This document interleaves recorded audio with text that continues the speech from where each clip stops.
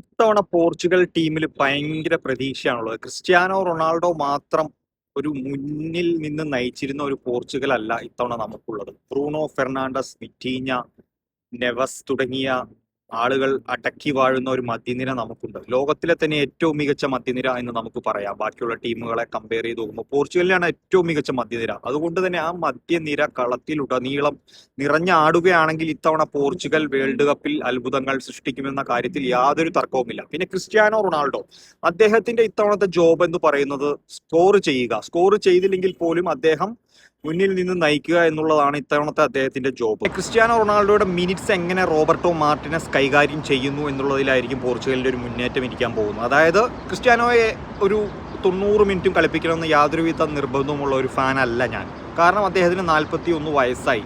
അദ്ദേഹത്തിന്റെ ലെഗ്സ് പെട്ടെന്ന് ടയേർഡാവും. കാരണം പ്രായം കൂടിയാൽ അങ്ങനെയാണ്, അത് നമ്മൾ അംഗീകരിച്ചേ പറ്റൂ. പക്ഷെ still he is Cristiano Ronaldo, still he can produce things that other players can produce. So അദ്ദേഹത്തിൻ്റെ മിനിറ്റ്സ് എങ്ങനെ കൈകാര്യം ചെയ്യുന്നു എന്നതുപോലെ ഇരിക്കും പോർച്ചുഗലിൻ്റെ ഇത്തവണത്തെ വേൾഡ് കപ്പിലെ സാധ്യതകൾ. അപ്പോൾ റൊണാൾഡോയെ എങ്ങനെ ഉപയോഗിക്കുമെന്ന് മാർട്ടിനസ് ഒരു പ്ലാൻ തന്നെ തയ്യാറാക്കേണ്ടതുണ്ട്. അപ്പോൾ പോർച്ചുഗലിന് ഇത്തവണ അറ്റ്ലീസ്റ്റ് ഒരു സെമി ഫൈനലെങ്കിലും കാണാൻ സാധിക്കുമെന്നാണ് ഞാൻ മനസ്സിലാക്കുന്നത്.